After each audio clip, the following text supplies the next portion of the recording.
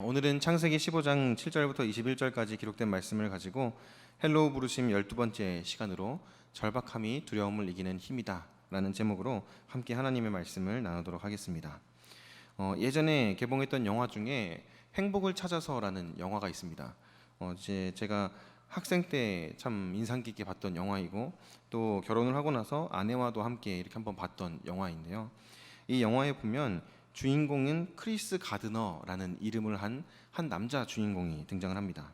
이 주인공은 이 의료기기를 판매하는 세일즈맨이에요.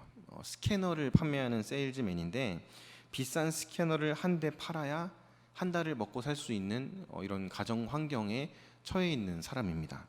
결혼을 해서 아들도 있고 이 아들과 아내를 먹여 살려야 하기 때문에 매달 스캐너 한 대씩은 반드시 팔아야만 해요. 이걸 팔지 못하면 가족들이 먹고 살 수가 없기 때문에 열심히 이것을 판매하기 위해서 달려다닙니다. 그런데 병원을 가는 곳마다 다 퇴짜를 맞아요. 너무 물건이 좋지 않다. 이런 이유겠죠. 그리고 여러 가지 사건을 겪으면서 스캐너를 잃어버리기까지도 합니다. 그래서 참 절망적인 상황이 영화에서 계속해서 비춰져요. 여러 가지로 어려운 상황들이 보여지는 거죠. 경제적으로도 어렵고 하는 일도 잘 되지 않고 이런 어려운 일들이 영화에서 계속 보여지는 거죠. 그러면서 이 주인공이 얼마나 절망적인 삶을 살고 있는가를 영화는 이 극단적으로 계속해서 그것을 조명해서 보여준다라는 겁니다. 심지어 어떤 일까지 생기냐면 월세가 밀려서 집에서 쫓겨납니다. 같이 살던 아내는 이 남편과 아들을 버리고 집을 떠나버리고 그리고 월세를 내지 못해서 집에서 쫓겨나서 이 싸구려 호텔 같은 데에서 전전하다가 그것도 도저히 감당할 수 없는 상황이 돼서 거리의 노숙자 신세가 됩니다. 이때 당시에 이 크리스 가드너라는 사람의 나이는 20대 후반의 나이입니다. 아직 젊은이인데 이런 일들을 겪는 거예요. 길거리에서 노숙을 한다. 젊은 사람 혼자서 노숙을 하는 것 견딜 수도 있을지도 몰라요. 그런데 그 크리스 가드너라는 이 남자에게는 아들이 있어요. 아주 어린 아들이 있습니다. 유치원생 많이 해봤자 초등학교 저학년 정도 되는 아들이 한 명 있어요. 이 아들과 함께 노숙 생활을 하는 거예요. 그래서 교회에서 제공해주는 쉼터를 구하기 위해서 열심히 달려가서 줄을 서서 쉼터에서 하룻밤을 지새우기도 하고 또 쉼터에서 주는 죽을 먹으면서 겨우겨우 끼니를 연명하기도 합니다. 그러던 중에 쉼터에도 들어가지 못하는 일이 발생하면 어디로 들어가냐면 지하철에 있는 공중 화장실로 들어가요. 영화에서 이 모습을 참 슬프게 표현을 많이 해놨는데 이 아들과 아빠가 지하철 플랫폼에 앉아 있어요. 대합실에 이렇게 앉아 있고 막차가 다 끊겨서 아무것도 없는 이 대합실입니다. 그 대합실에서 이 아빠와 아들이 가만히 있는데 아들이 스캐너를 자꾸만 건드는 거예요. 아빠는 이 스캐너를 팔아야 하기 때문에 건들지 못하도록 막는데 아들은 심심하니까 계속 그 스캐너를 만지작거립니다. 그러자 아빠가 이제 아이의 상상력을 동원해서 좀 놀아줘야겠다라고 생각을 하는 거예요. 그래서 이걸 누르면 타임머신을 탈 수 있어 라고 얘기를 해요. 그래서 아들과 함께 버튼을 딱 누르고 고장난 스캐너를 딱 누른 다음에 타임머신을 타고 여행하는 것처럼 연기를 막 하는 거예요. 그러면서 야 저기 공룡 보여? 이러면서 막 티라노사우루스도 보인다 이러면서 공룡이 보이는 연기를 하는 거죠. 그런데 그러다가 공룡한테 잡아먹히지 않으려면 숨어야 돼 라고 아들에게 이야기를 하고 아들과 함께 그 스캐너를 들고 공중 화장실로 들어가는 거예요. 그리고 그 공중 화장실에 들어가서 공룡이 지나갈 때까지 여기 숨어 있자 라고 말하면서 그 화장실 맨 바닥에 휴지를 쫙 펼쳐서 깔고 거기에 눕는 겁니다. 거기에 누워서 아들이 추울까봐 아들은 자기 품에 안고 바닥에 앉아서 울고 있는 거예요. 그러다가 청소를 하려는 사람인지 혹은 행인인지 누군가가 그 화장실의 문을 열려고 합니다.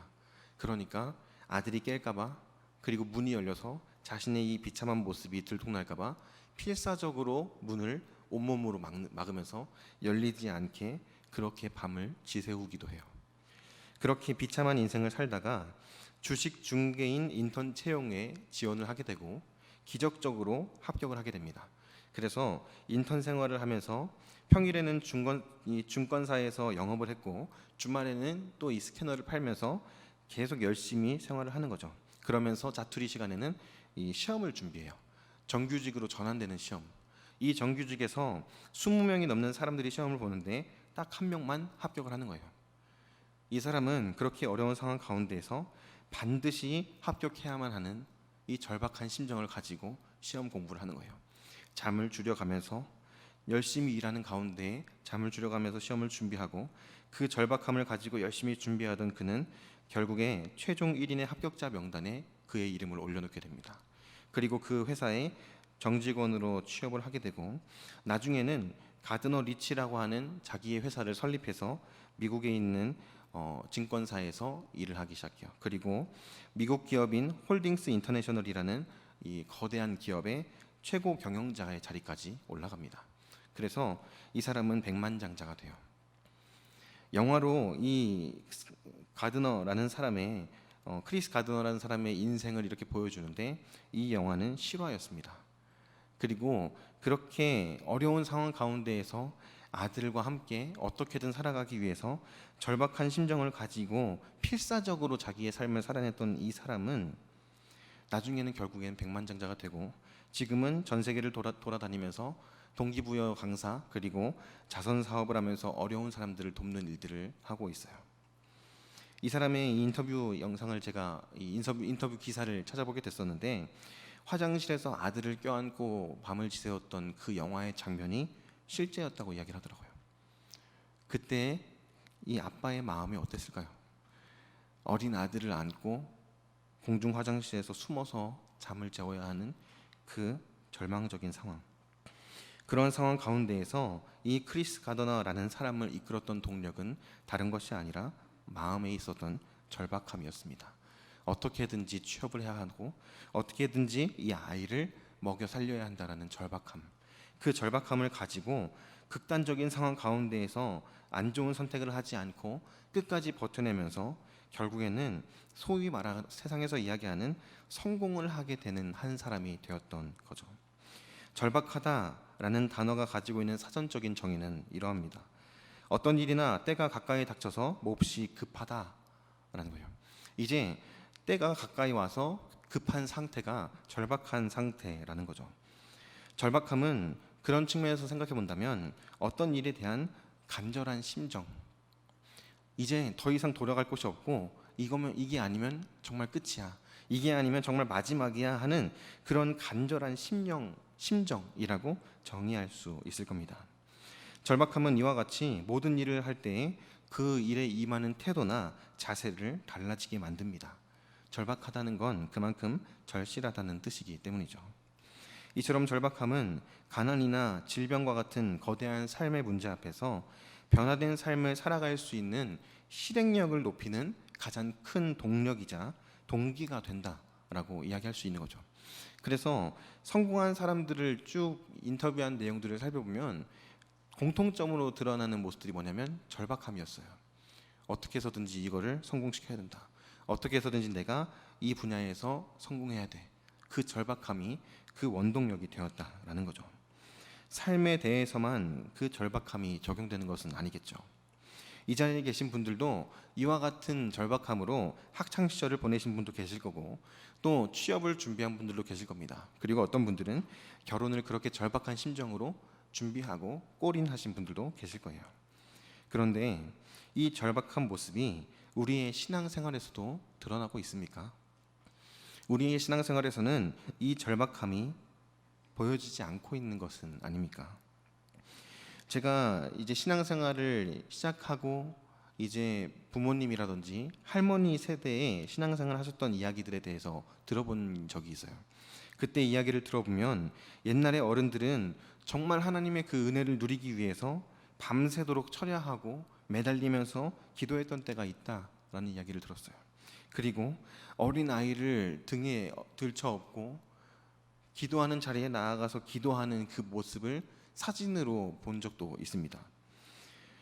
이처럼 많은 사람들이 절박한 심정을 가지고 하나님 앞에 나아갔던 때가 있었다라는 거예요. 그런데 안타까운 사실은 오늘날의 많은 성도들이, 오늘날의 많은 그리스도인들이 이 절박한 마음을 잃어버리고 있는 것은 아닌가 하는 생각을 오늘 말씀을 준비하면서 하지 않을 수가 없었다라는 거죠.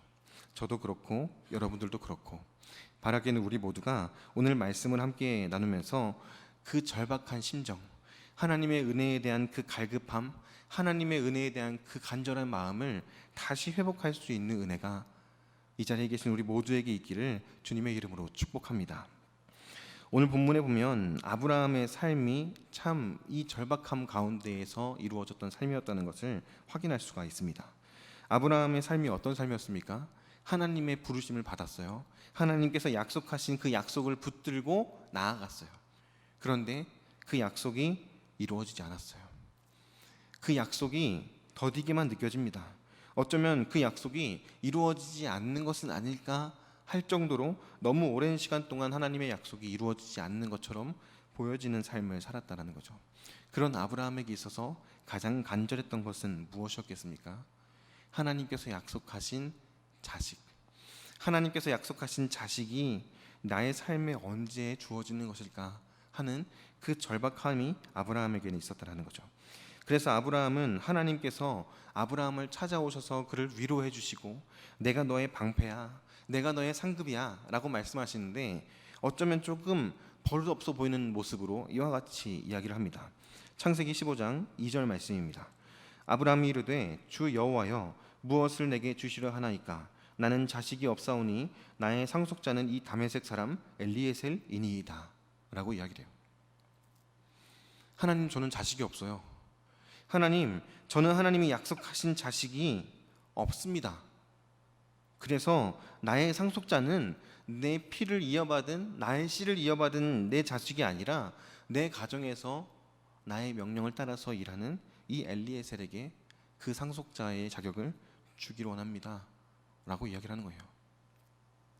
하나님의 약속이 그에게 주어졌고 하나님의 약속이 반드시 이루어질 것이라는 것을 그는 알았어요. 그런데 시간이 조금씩 흐르면서 그 약속이 언제 이루어지는 것일까 하는 이 답답한 마음, 그리고 남들 다 있는 자식 나도 좀 있었으면 좋겠다 라는 그 안타까운 마음이 그의 마음에 가득가득 차올랐던 거예요. 나는 자식이 없사오니 무엇을 내게 주셔야 하나이까 라는 이 표현은요, 하나님을 향한 아브라함의 절규입니다. 절규. 그냥 하나님 무엇을 주시겠습니까? 저는 자식이 없습니다. 차분하게 이야기한 게 아닐 겁니다. 울부짖듯이 이야기했을 거예요. 하나님, 도대체 언제, 하나님께서 약속하신 그 자식은 도대체 언제 주어지는 겁니까? 라고 울부짖듯이 하나님 앞에 외쳤을 거예요. 아브라함은 그렇게 절박한 심정으로 하나님께 나아가고 있다라는 겁니다. 오늘날의 이 세상을 살아가는 우리들의 삶 가운데 이 아브라함의 절박한 심정이 회복될 수 있기를 바랍니다. 저와 여러분들의 삶 가운데 우리들의 신앙에 이 절박한 마음이 자라날 수 있게 되기를 바랍니다. 그래서 하나님께 정말 그 간절함으로 나아가는 거예요. 하나님의 은혜에 대한 그 절박한 심정을 가지고 하나님의 은혜가 아니면 안 됩니다.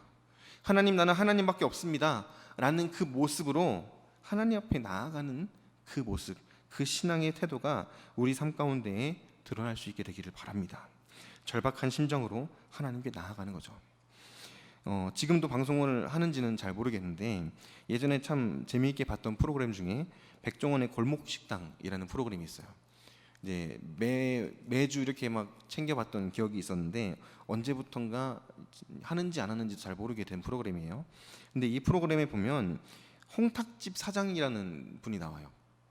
아시는 분들도 계실 것 같은데 홍탁집 사장님이라고 해서 엄마와 아들이 같이 장사를 하는 거예요. 그래서 이 백종원 씨가 솔루션을 해주기 위해서 이 가게를 찾아가는데 이 아들이 사장이고 엄마는 직원이에요. 그런데 가게의 일을 엄마가 혼자 다 해요. 요리부터 서빙까지 청소까지 엄마가 다 합니다. 아들은 뭘 하냐? 친구들하고 놀아요. 거기 앉아서 그냥 TV 보고 있다가 친구가 야 뭐 하냐? 뭐 나와 이러면은 그냥 나가는 거예요. 가게 운영 업무 시간인데도 나가서 놀다가 들어와요. 그리고 가게에서 뭘 하는가? 놀아요. 가게에 다트 던지는 기계를 설치해 놓고 다트를 던져요. 근데 얼마나 이거를 많이 했으면 던지는 것마다 다 명중이에요. 다 명중을 시키면서 열심히 놉니다. 그런 가게를 백종원 씨가 이제 솔루션을 해주는 거예요. 근데 중요한 건 뭐였냐면 이, 이 가게에 엄마가 하는 요리가 맛이 괜찮아요. 엄마가 하는 요리도 괜찮고 가게가 크게 문제가 없어 보여요. 문제가 있다라고 한다면 이 아들의 태도가 문제인 거죠. 그래서 백종원 씨가 아들을 막 혼을 내요. 엄마가 이렇게 나이 드셨는데 이렇게 일하시는데 너 지금 뭐 하는 거냐? 뭐 이런 식으로 막 혼을 내니까 엄마가 울어요. 그리고 엄마가 우는 모습을 보면서 아들도 울어요. 그리고 나서 백종원 씨가 식당 청소를 숙제로 내줘요. 다음 주에 와서 확인할 테니까 식당 청소 매일매일 해라. 이렇게 하고 카메라를 가게에 설치를 해놓고 나가는 거죠. 그렇게 한 주 동안 가게를 관찰하는 거예요. 그런데 이 카메라에 담긴 모습은 뭐였냐면 여전히 변하지 않는 아들의 모습이었어요. 여전히 놀아요. 친구가 부르면 나가서 놀고 오고 다트 게임도 하고 핸드폰도 하고 TV도 봅니다. 엄마 혼자 일하는 그 모습 그대로였어요. 조금 변한 게 있다면 백종원 씨가 내준 숙제 때문에 청소를 하는 거예요.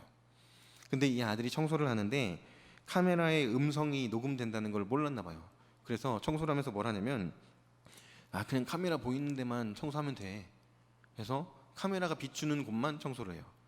그리고 막 엄마랑 얘기를 하다가 좀 분위기가 안 좋아지는 상황이었는데 엄마도 울고 자기도 방송용으로 눈물 좀 흘린 거야. 뭐 이런 식으로 얘기를 하는 게 다 녹음이 되고 영상으로 방송에 다 나가버린 거예요. 그래서 이 백종원 씨가 골목식당이라는 프로그램을 하면서 처음으로 거의 노발대발하면서 이 아들을 쥐잡듯이 잡습니다. 그래가지고 막 정신 차리도록 막 해가지고 결국에는 이후에 정신을 차려서 이 아들이 변화된 모습을 보이고 가게도 맛집으로 변해서 잘 되게 되는 그래서 지금까지도 잘 되고 있다라는 소식이 들려온다라고 하더라고요. 그런데 이 홍탁집의 모습을 쭉 보는데 아들이 왜 이렇게 건성건성 일을 할까라는 거를 생각을 해보는 거예요.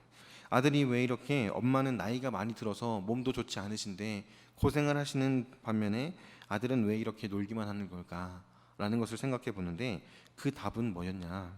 아들에게는 절박함이 없어요. 이 가게를 잘해서 가게를 살려야겠다. 그래서 우리 가업을 이렇게 일으켜야겠다. 뭐 이런 절박함이 없어요.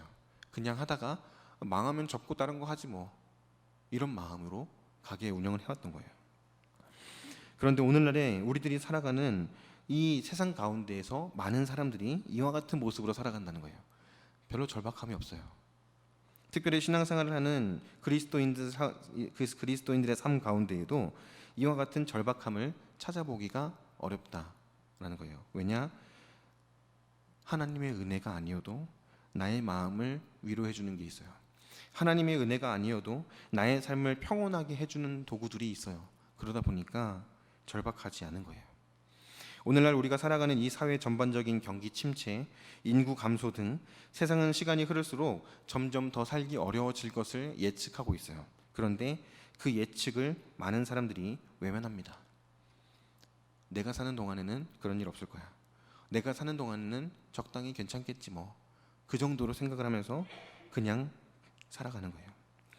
한국 교회가 위기라고 말하고 문을 닫는 교회들이 급격하게 늘어나고 있다고 말하는 지금, 그리고 다음 세대들이 청년들이 교회를 떠나간다라고 말하고 있는 지금, 우리 안에 이 절박함이 있습니까?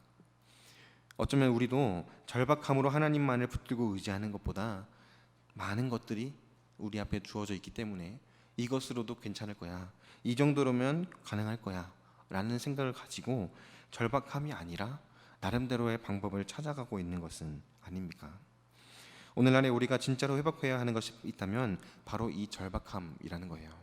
하나님 앞에서의 절박한 심정을 우리는 회복해야 한다는 거죠. 고사성어 중에서 파부침주라는 고사성어가 있습니다. 파부침주. 들어보신 분 계신지 모르겠어요. 이 초나라 시대에 항우라는 이 왕이 있어요. 항우가 진나라와 전쟁을 할 때 강을 배를 타고 건너온 거예요. 그런데 배를 타고 건너온 이 강을 이제 돌아보면서 자신들이 타고 온 배를 다 가라앉혀 버려요. 그리고 자신들이 가지고 온 밥솥을 다 깨트려 버립니다. 전쟁을 하기 직전에 배도 다 부셔버리고 솥도 다 깨트려 버려요. 그리고 나서 전쟁에 참여하는 거예요. 지금 이 항우라는 왕은 무엇을 한 겁니까? 배수진을 친 거죠. 우리 더 이상 돌아갈 데 없다. 다른 방법 없다. 이 전쟁에서 승리하거나 아니면 죽거나 둘 중에 하나다. 이런 마음가짐을 가지고 죽을 각오로 싸워서 대승을 거두게 됐어요. 그래서 배를 부시고 솥을 깨뜨렸다라고 해서 밥 지을 솥을 깨뜨리고 돌아갈 때 타고 갈 배를 가라앉힌다라는 뜻으로 파부침주라는 고사성어가 생겨났다고 합니다. 물러설 곳이 없다라는 거죠. 잠시 쉬었다가 갈 만한 여유도 우리들에게는 사치다라는 거예요. 그렇게 모든 것을 걸고 싸워서 전쟁을 치르고 결사적인 각오를 가지고 싸우는 모습, 이 모습을 파부침주라는 고사성어가 보여주고 있다는 거죠. 우리가 신앙생활할 때 기억해야 되는 고사성어가 있다면 저는 이 고사성어가 되어야 한다라고 생각합니다. 우리가 신앙생활을 할 때에도 물러설 곳이 없다라고 우리는 생각하고 살아가야 돼요. 하나님의 은혜가 아니면 다른 방법은 없다. 하나님의 은혜가 우리에게 주어지지 않으면 우리는 이 땅에서 살아갈 수 없어. 이런 마음가짐, 그런 마음가짐을 가지고 정말 하나님의 은혜에 대한 절박한 심정을 가지고 나아가야 할 때가 오늘 우리들의 삶이라는 거예요. 우리가 살아가는 지금 이 시대다라는 거예요. 마음의 긴장감이 없어져 버리고 마음의 절실함이 없어져 버리고 그냥 평안하게만 살아가고 있다면 우리는 기억해야 됩니다. 지금이 진짜 위기라는 걸요. 진짜 영적인 전쟁터에서 지금 위기의 상황이라는 사실을 우리는 기억하고 하나님의 은혜만을 간구해야 돼요. 아브라함에게도 돌아갈 곳이 없었어요. 아브라함은 나이가 점점 더 차고 있었고 그의 아내였던 사레도 나이가 들어가면서 이제 아이를 가질 수 없는 몸이 되어가고 있어요. 그런 상황 가운데에서 아브라함은 절박함으로 하나님께 묻는 겁니다. 하나님, 저는 자식이 없는데 어떡합니까? 하나님, 저는 하나님의 은혜가 아니면 살아갈 수가 없는데 어떡합니까? 바라기는 지금 이 시간이 진짜 우리들에게 있어서 위기라는 사실을 깨닫고 마지막 때라는 사실을 기억하면서 그 절박한 심정을 가지고 하나님께 나아가는 우리 모든 성도님들 될 수 있기를, 그런 교회가 될 수 있기를 주님의 이름으로 축복합니다. 그래서 매일매일이 마지막 날이라는 사실을 기억하면서 하나님의 은혜를 구하는 거예요.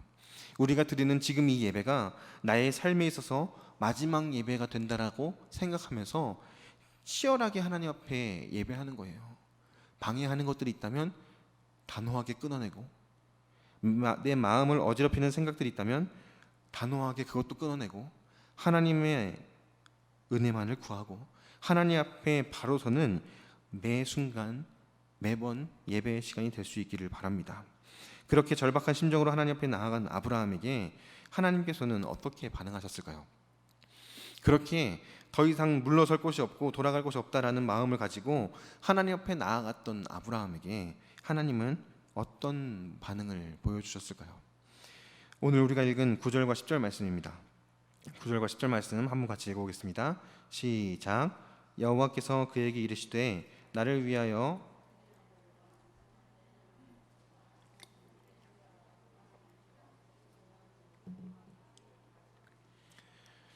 아브라함이 그 모든 것을 가져다가 그 중간을 쪼개고 그 쪼갠 것을 마주 대하여 놓고 그 새는 쪼개지 아니하였으며. 아멘. 아브라함과 하나님께서 언약을 맺자고 지금 준비를 시키시는 거예요. 아브라함이 짐승들을 쪼개는 게 무엇을 의미하는가? 이걸 먼저 설명을 드릴게요. 고대 근동 사회에서 중요한 계약을 맺을 때 짐승을 잡아서 반을 쪼개요. 그리고 이것을 쪼개서 양옆에다가 이렇게 쭉 세워놓고 이 계약을 맺는 사람들이 그 사이를 지나가는 의식을 치릅니다. 이게 고대 근동 사회에서 이 중요한 계약을 맺는 방식이었어요. 이 동물의 사체를 반으로 갈라서 쪼개놓고 그 사이를 지나가면 무엇이 눈에 들어올까요? 피가 들어오겠죠. 그리고 쪼개진 동물의 사체가 들어올 겁니다. 조금 섬뜩하고 징그러울 수도 있는 이 모습으로 그 당시에 사람들은 계약을 맺는 거예요. 이게 무슨 의식이냐? 내가 만일 당신하고 한 약속을 지키지 않으면 내가 이 쪼개진 고기들 같이 될 겁니다 라는 이 결단이에요. 내가 당신과 맺은 약속이 있는데 그 약속을 어기게 되면 내가 이렇게 찢어질 겁니다 라는 약속, 생명을 걸고 약속을 맺는 거예요. 그렇게 그 길을 걸어간다는 것은 굉장히 무게감 있는 이 약속하는 이런 시간들이었다라는 거죠. 총신대학교 김정우 교수님이 쓴 논문에 보면 그 당시에 계약 체결 방식이 두 가지였다라고 얘기를 해요. 하나는 상호 동등한 관계에 맺는 계약. 이제 두 사람이 동등한 위치에 있어요. 그래서 너도 이렇게 하고 나도 이렇게 해서 우리 약속을 지키자라고 할 때 맺는 방식이 있고, 두 번째는 주인과 종 관계에 맺는 제약이 있어요. 주인과 종이 이 약속을 할 때, 계약을 체결할 때에는 이 쪼개진 동물 사이로 종만 지나갑니다. 주인은 지나가지 않고 종만 지나가는 거예요. 상호 동등한 관계에서는 둘 다 지나가는데 주인과 종이 계약을 맺을 때에는 종만 지나가는 거죠. 그렇다면 아브라함과 하나님의 언약은 어느 쪽에 맞는 걸까요? 상호 동등한 계약입니까? 아니면 주인과 종의 계약입니까? 찾아봐야 돼요. 주인과 종의 계약이죠. 하나님과 아브라함 사이의 계약이라면 하나님이 주인이고 아브라함이 종이 되는 게 맞잖아요. 그러면 이 쪼개진 동물 사이를 누가 지나가야 맞아요? 아브라함이 지나가야죠. 하나님, 제가 이렇게 하겠습니다. 아브라함이 다짐을 하고 아브라함이 그 길을 걸어가는 게 맞죠. 그런데 아브라함과 하나님의 이 언약에는 다른 언약들과는 다른 특징이 있었어요. 그게 뭐였냐? 하나님이 그 사이를 지나가요.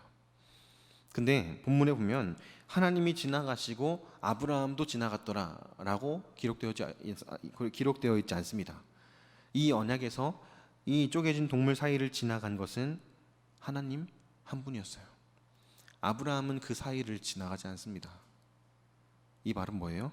그 언약이 깨어지면 누가 쪼개지는 거예요?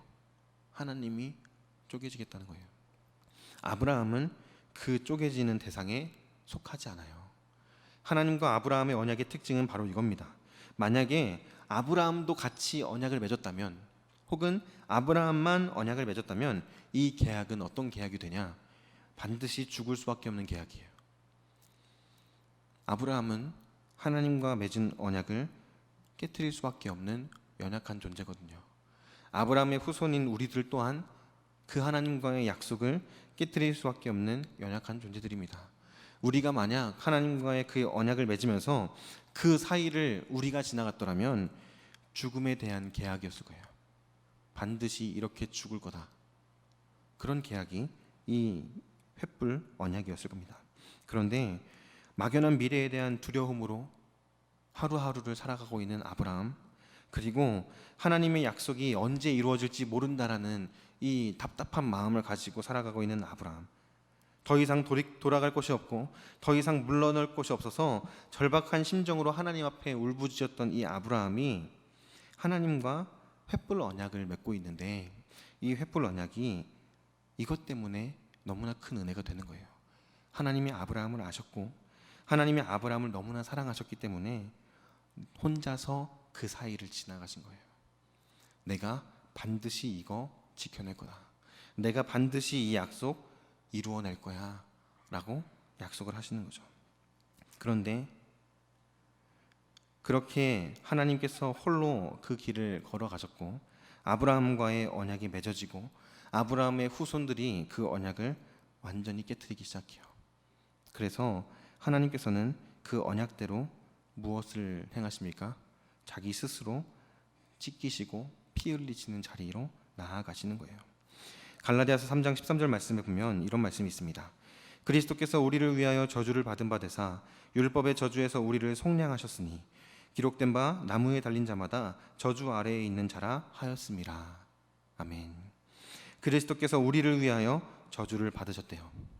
그리스도께서 율법의 저주에서 우리를 속량하시고 스스로 그 저주를 받는 자리 가운데로 나아가셨다는 거예요. 하나님께서는 아브라함이 통과하여야 할 쪼갠 짐승 사이의 길을 홀로 가셨습니다. 그리고 모든 인간들이 하나님 앞에 범했던 계약을 파괴하는 죄에 대해서 독생자 예수 그리스도를 통해서 우리를 대신하여 저주의 자리로 가게 하셨어요. 그게 십자가에서 죽으신 예수 그리스도, 십자가 부활하심, 그 사건이죠. 두려움에 떨고 있었던 아브라함에게 하나님께서 이 놀라운 횃불 언약을 통해서 은혜를 주시는 거예요. 하나님의 은혜가 필요합니다. 하나님, 저는 하나님이 아니면 안 됩니다. 하나님의 은혜밖에는 나에게 필요한 것이 없습니다. 그런 절박한 심정으로 하나님 앞에 나아갔을 때 하나님께서는 아브라함에게 횃불 언약이라는 놀라운 언약을 통해서 모든 인류 가운데, 특별히 아브라함에게 약속하신 그 언약의 말씀대로 아브라함의 후손들 가운데 하나님의 은혜를 허락해 주셨다라는 거예요. 그리고 이 언약식을 체결하시면서 하나님은 아브라함을 위로하십니다. 아브라함을 위로하시면서 같이 가자라고 말씀하시는 거예요. 같이 가자. 끝끝내 가야 할 길을 묵묵히 걸어가게 하시는 하나님의 은혜가 여기서 또 드러나는 겁니다. 우리의 삶을 돌아보면 우리의 삶 또한 아브라함이 살아왔던 삶과 같이 막막하기만 할 때가 너무 많죠. 두려운 현실이 눈앞을 가리우기도 하고 현실 앞에 서 있을 때 너무나 무력해 보이는 나 자신이 초라해 보이기도 해요. 그때 우리는 어떻게 해야 합니까? 하나님께서 베풀어 주신 그 은혜, 하나님께서 허락해 주신 그 구원의 은혜를 다시 바라보는 거예요. 그리고 끝까지 나를 붙들어 주시고 나의 삶을 이끌어 주시는 하나님과 함께 한 걸음 한 걸음을 걸어가는 거죠. 말씀을 마치도록 하겠습니다. 오늘 우리가 살아가는 이 세상은 날마다 어려움이 있을 거예요. 우리가 살아가는 이 세상은 낯설고 두려운 일이 가득할 겁니다. 그 두려움을 깨치고 일어나서 나아가기 위해서 먼저 우리는 하나님의 은혜만을 붙드는 절박한 마음을 회복해야 할 줄로 믿습니다. 세상을 살아가는 가운데 어쩌면 안주해 있을지도 모르는 우리들에게 그 절박한 마음이 회복될 때 하나님의 은혜가 부어지기 시작할 거라는 거예요. 하나님의 은혜가 아니면 안 됩니다. 더 이상 물러설 곳이 없습니다. 이런 절박함을 가지고 하나님 앞에 나아가는 저와 여러분들이 될 수 있기를 주님의 이름으로 축복합니다. 그리고 그때 우리를 위해서 예비하신 하나님의 아주 특별한 은혜들을 맛보게 될 겁니다.